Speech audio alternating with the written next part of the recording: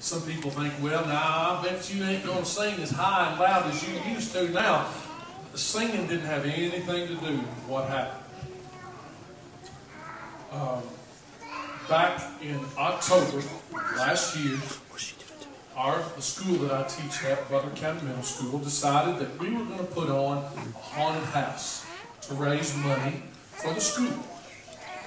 And me being the biggest and ugliest teacher in the out there on the property, and just had a good time with the kids. The kids helped us with it, and then we kind of had a fall festival kind of thing, and all the kids were coming through the haunted house, 6 or 7 at a time. We did this for about 4, 5, 6 hours, and I was in the first room that the kids came to, and I was. In fact, my cousin Becky here was one of the tour guides. She would bring the kids through 5 or 6 at a time, you know. And I was in this dark room, had black plastic all over the place, and I was back in this corner, hid from them, and she'd get them all in there, and I did a pretty good job, didn't I, Becky? Yeah. They'd all get in there and wonder what was going on, and then I'd jump out and scream at them and holler, and I had a big old mask on, raggedy clothes, and I was just silly. I just didn't think. And I hollered and screamed at these kids from, 1 o'clock in the afternoon till 4 or 5 or 6 at night. And that night I went home and couldn't talk. Got up the next morning and could just barely get anything out. And by the weekend I was able to sing, but boy, I was using every trick I knew. And I know a few of them. And I made it through the rest of the fall and the winter, and things didn't get any better. I thought maybe over Christmas break we'd take some time off from singing and have time off from school. I'll rest and it'll get better, but it didn't. So on January the 31st, I go down to Vanderbilt in Nashville to the Vanderbilt Voice Center. Walk into the doctor's office, and every major country music star that you can imagine has his picture on the wall with "Thank you, Dr. Ossoff, for helping me through my troubles," and gold records all over the wall. And you just think of them, and they've been to this man. And I went in there, and they took me back into a chair. I told them what was happening. And they took something that's just about as big around as my little finger, about that long, and stuck it all the way to the back of my throat, with a camera pointing down into my vocal cords. And right there on a TV right in front of my face, I could see my vocal cords. And on the side of one of them, it was just as obvious as the nose on your face, was a big old lump. They call it a blood-filled polyp.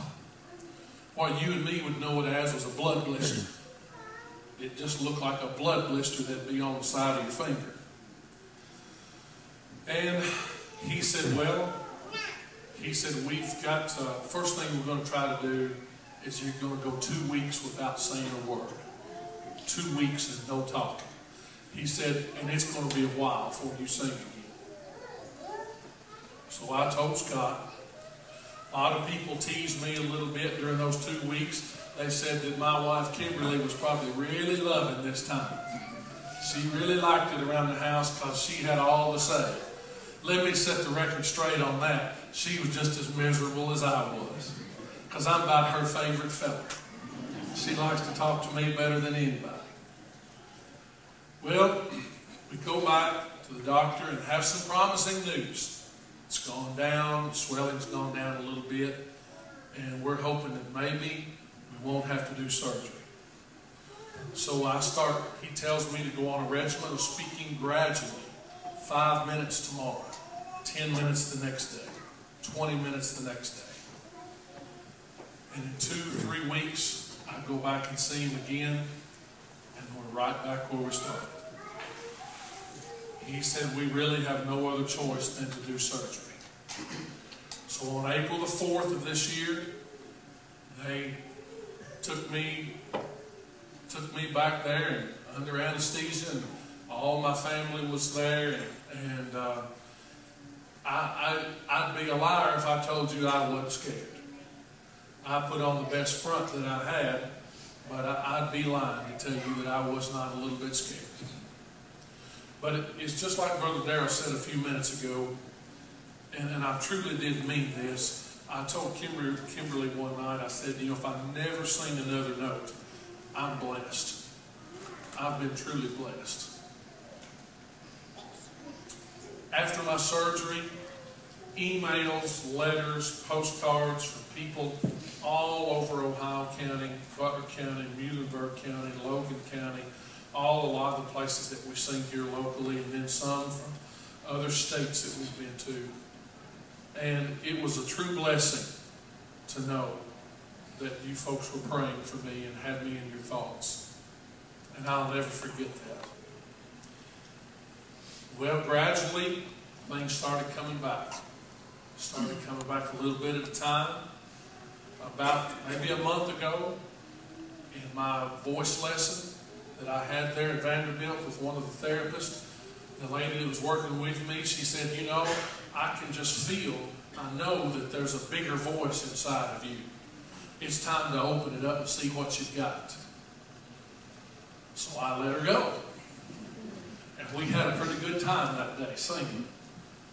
And I've just been working at building up so I could, you know, then I could sing one song, but then I would sound pretty hoarse after that. And so now I'm just about ready to go. And I know that by the grace of God and by your prayers and the skill of the surgeon, which I believe God gives him that skill, that I'm here today. And I'm so much appreciative to all of you. We're going to sing a song right now that is a new song. Well, it's not new anymore. It was about a year ago. But I think one of the most powerful new songs that I've heard in a long, long time. And as you've been listening to all the songs we've been singing here tonight, songs that talk about heaven, what a wonderful place heaven is, songs that talk about the grace and mercy of God, and where would we be without that? You know, we would be nowhere without that. This song right here fits right in place. And I want you to listen close to a song called I've Been Washed in the Blood of the Lamb.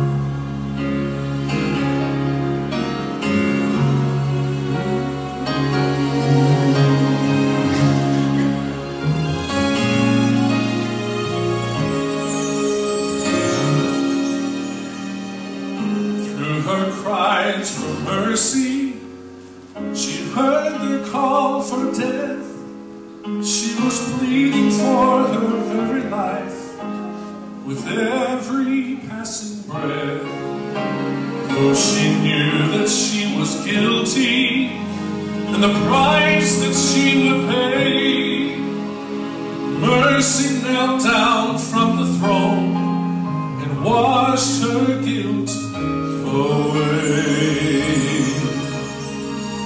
Although my story's different, my guilt was just the same. For sin had brought its burden and left its filthy stain. And in my cries for mercy, grace came down from the throne, telling me the price was paid. Through his blood I've been atoned.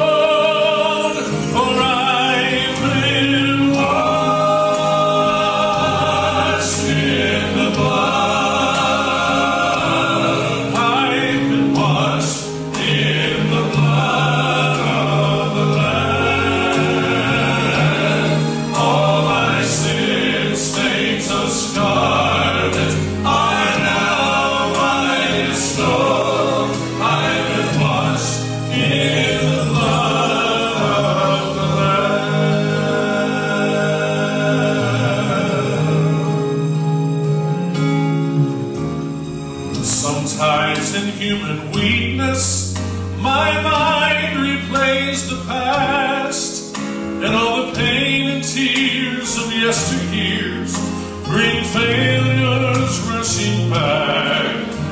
Though many times I failed him, and it seems I can't go on, His precious blood, that the stain of sin is gone. For I've been washed in the blood. I've been washed in the blood of the Lamb. All my sins, stains of scarlet, are now white as snow. I've been washed in the blood of the Lamb. Unworthy of His sacrifice, my life was at an end. But the Lamb of God laid down His life so that I could live again. I could live again. For I've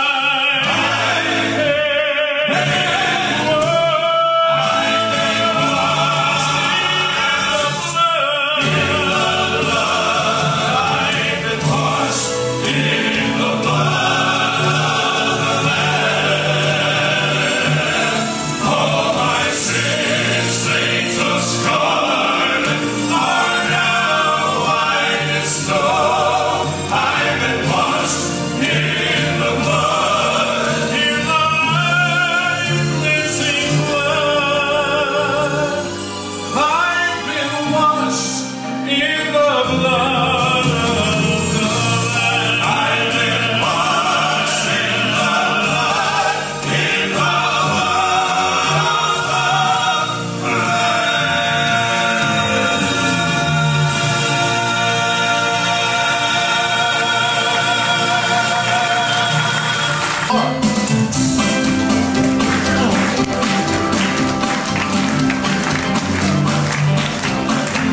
Well, let us all go back to the old landmark. Well, let us all go back to the old landmark. Well, let us all go back to the old landmark. Let us stay in the service of the Lord.